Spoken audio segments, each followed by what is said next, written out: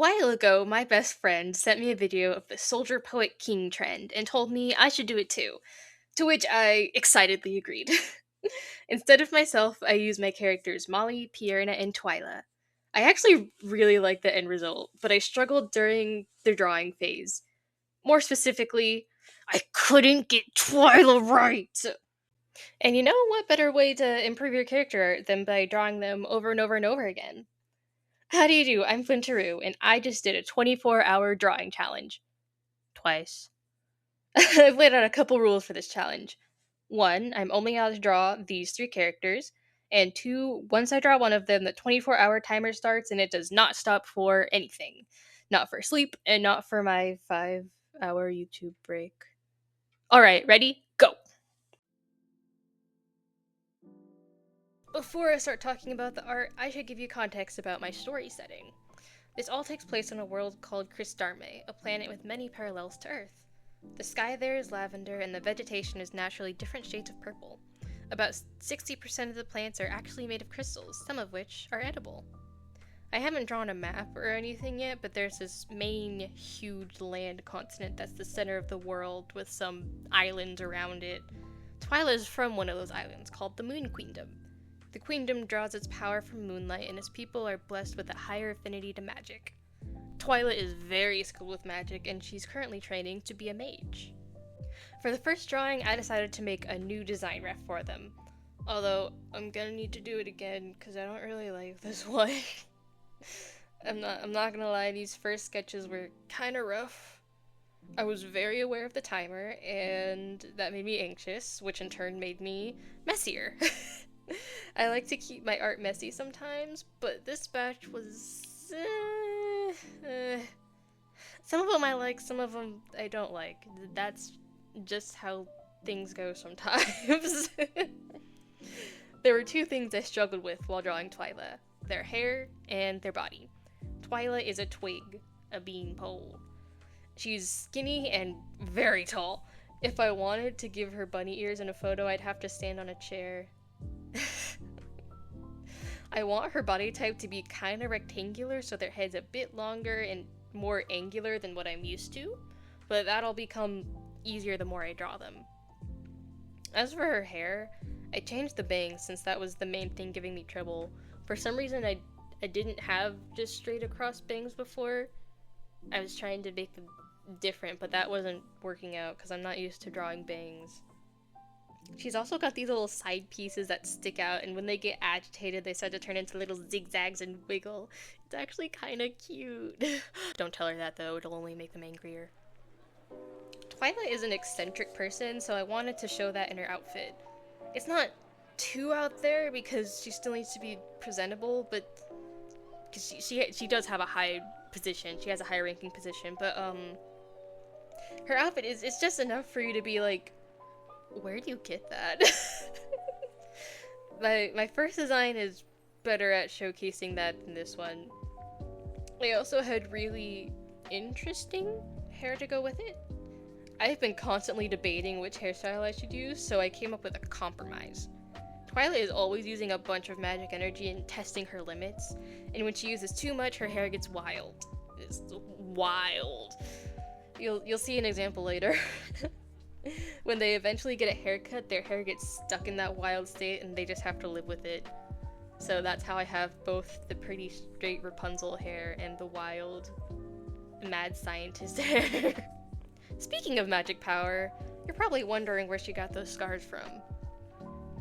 When she turned 18, Twyla's mentor decided she was ready for the next level. A ritual that would increase Twyla's affinity to magic. Every living thing in Cristarme has magical power in them. It's similar to their life force. Things with more magic have longer lifespans. With this ritual, Twyla would be able to see the magic in the atmosphere, at the cost of her physical eyesight. For the ritual, Twyla's mentor put this special solution on their eyes, and it burned a lot, and it left scarring. I'm sorry I made it painful. I don't know. I'm sorry, Twyla. I could have written it to be, not painful, but yeah. For the second sketch, I wanted to draw how Twyla looked before she lost her sight, but I kinda hate it.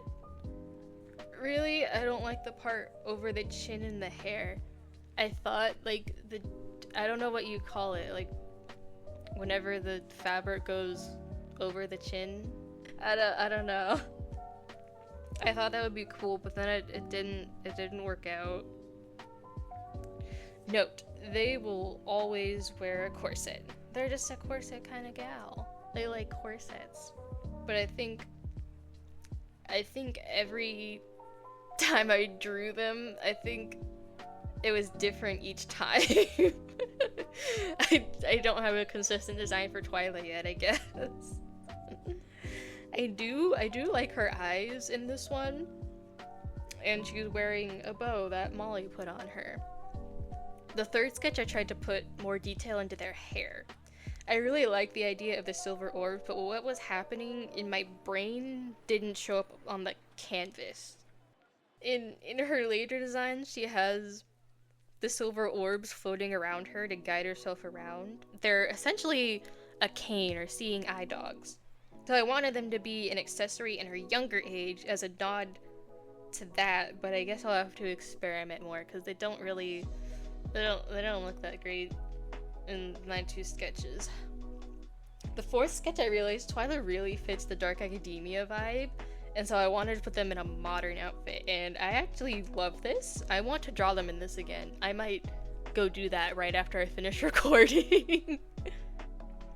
Then the fifth sketch was a scribble of how she looks when she's used too much magic power. Pierna will never let her live it down. That was the first batch of sketches I did before moving on to Molly. I didn't have a set design reference for her yet, so I figured I might as well do it now. Molly is the crown princess of the Moon Queendom. Her full name is actually Celine Molly Moondra, and she comes from a long line of Celines. It's the traditional name of the Moon Monarchy. I'm still in the process of creating the queendom, so that's all I'm gonna say for now. Celine prefers the people close to her to call her by her middle name. The moment she asks you to call her Molly is when you know you've made it into her I love these people very much circle.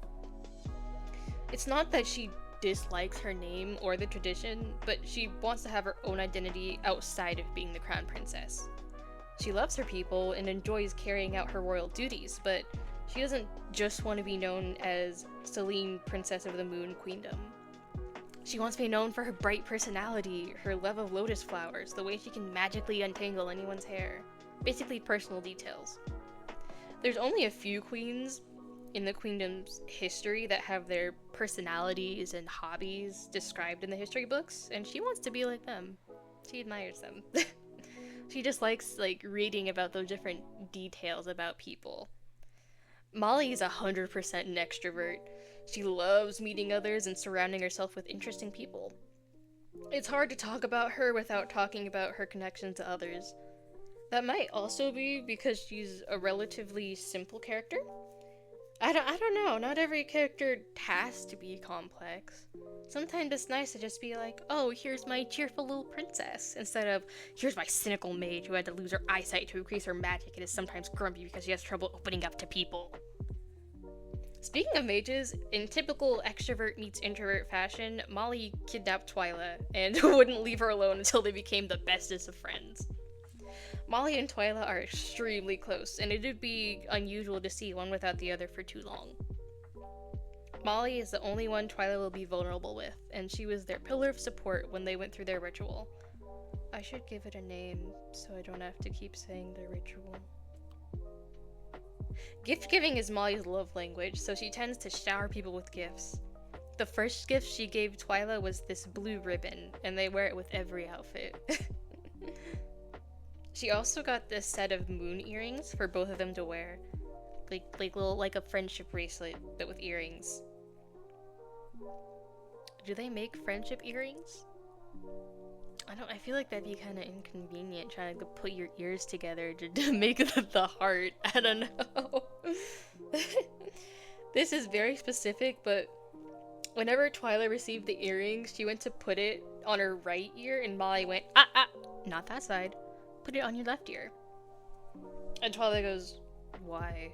And Molly says, "You always walk on my right side and I on your left, so if we put them on those respective sides, people will more obviously see we're wearing two pieces of set." And Twilight just goes, "Whatever you say." Can I admit something? I'm a sucker for those love at first sight romance tropes. The moment a smile spread across her face, I could feel my heart pounding out of my chest thing. It makes me giggle and kick my feet. Oh my goodness, I love it. Molly is my love at first sight Disney princess romance character. Due to some political stuff I haven't gotten to writing yet, Princess Celine ends up in an arranged marriage with Crown Prince Liam Crystalbriar of Cristarme. Neither of them expected much from it, but they become enamored with each other the moment they locked eyes. Liam, who is normally very composed and professional, becomes a nervous wreck, and Molly, who is usually articulate and confident, is at a loss of words.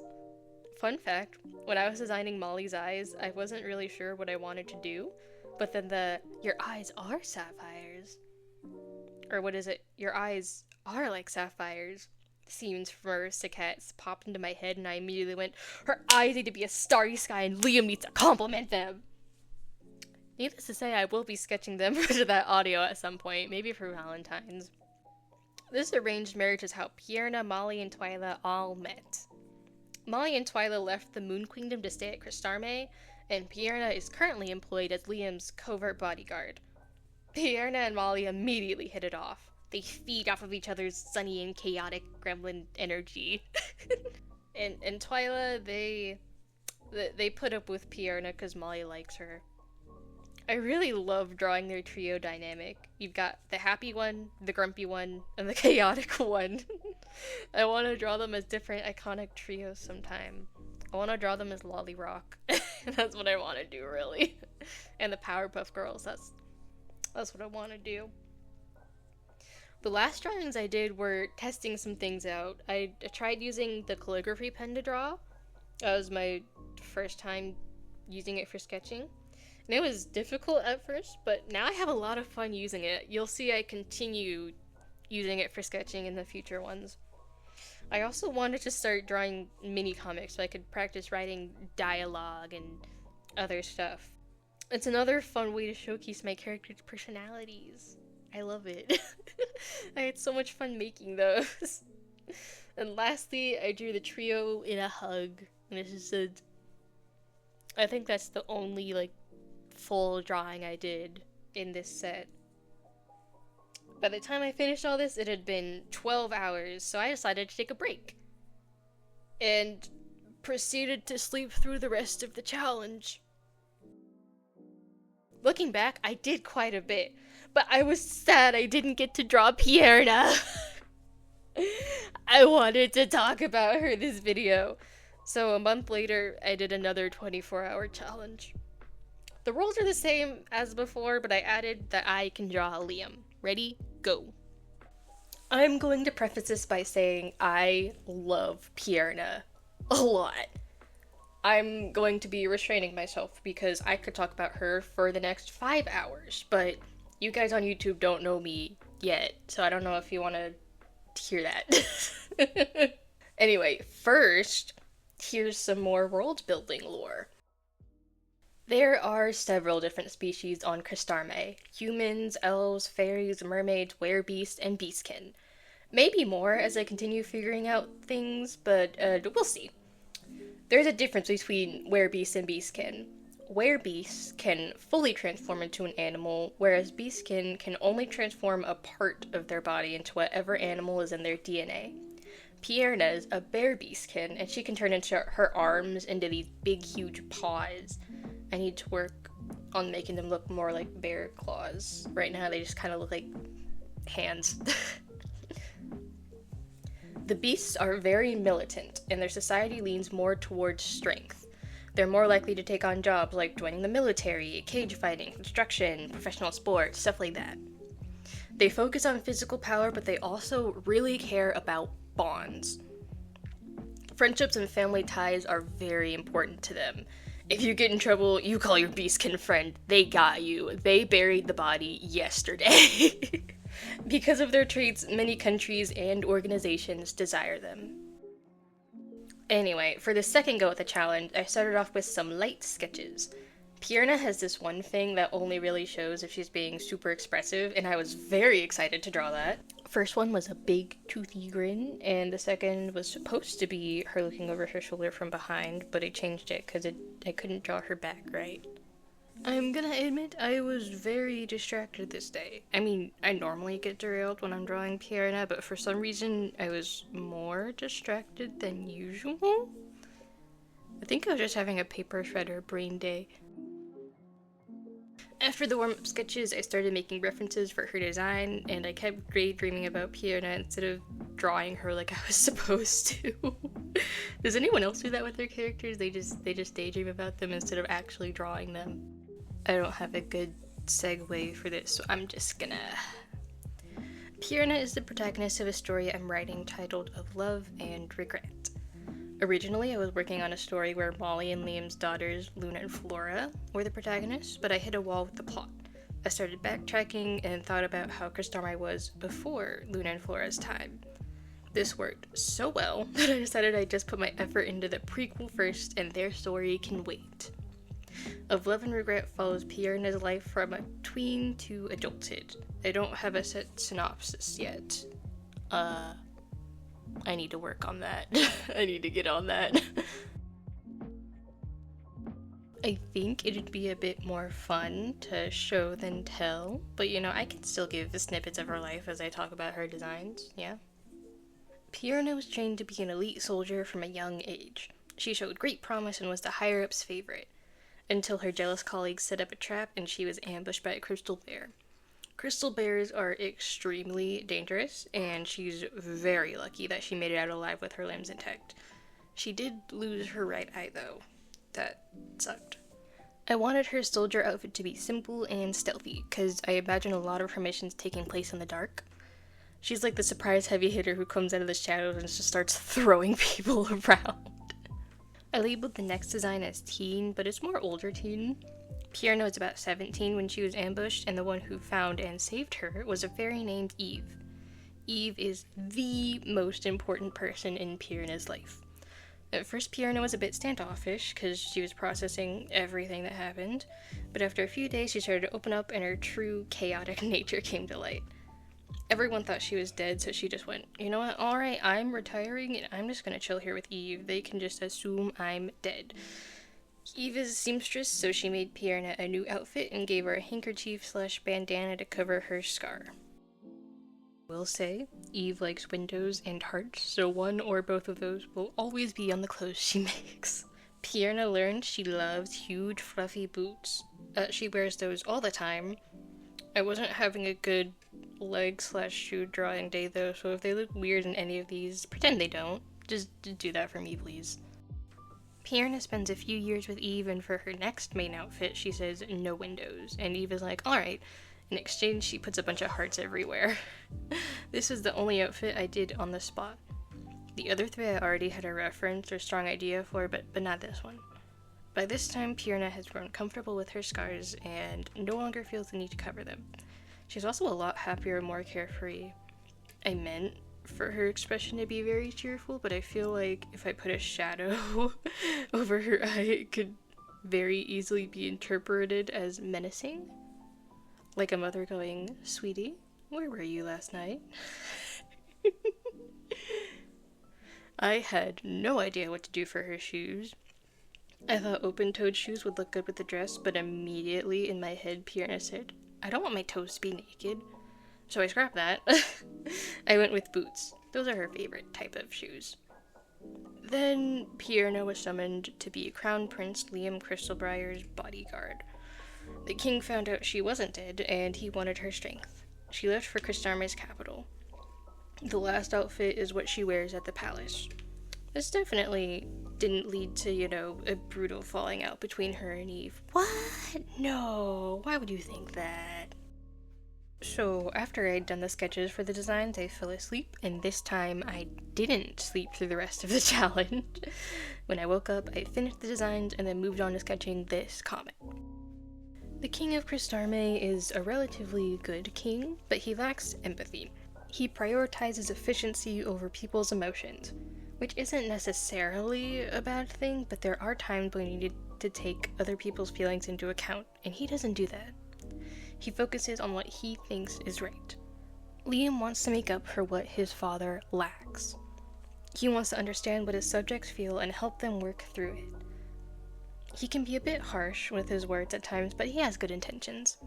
Basically, he's prickly but kind. Neither Liam nor Pierna truly had a say in the king's decision to make her a bodyguard. When Liam sees how unhappy Pierna is, he gives her space and tries to help in whatever way he can. Eventually, they become really good friends, and Pierna's the one he goes to when he's freaking out over Molly. She teases him about it all the time. And that's all I'm going to say for now, because the script for this is currently 9 pages long, and I need to wrap it up. This was my first time making a mini comic like this. I had to rush it a bit because I was running out of time though, so I think I'll go back and tweak some things before posting it anywhere. I had a lot of fun thinking about dialogue. I realized everyone in real life has different speech patterns, so I should make my characters speak differently too. When I was first planning out Liam's dialogue, I had him speaking very casually. He just said, "Here, it's an eye patch." However, Liam is very sophisticated and proper. He wouldn't just hand someone something with the word "here." He'd find a more eloquent way to phrase things. I was instructed to give you this. That seems more like Liam. Pierna doesn't talk much in this comic, but her speech pattern is the opposite of his. She speaks very plainly to everyone, even if they're higher ranking. She also uses words like ain't, don'tcha, what'ya. Basically, she smushes words together a lot. It's fun thinking about her talking. She doesn't have a country accent, though. She doesn't. I know that makes her sound like she has a country accent, but no. And that was it for take 2 of the 24-hour drawing challenge. I'm pretty sure I got more done the first time than the second time, but whatever. I enjoyed myself, I think. This was very beneficial for my lore writing. Anyway, if you stayed this long, consider sticking around on my journey of love and regret. Hopefully more love than regret. I don't want a lot of regret. Bye-bye!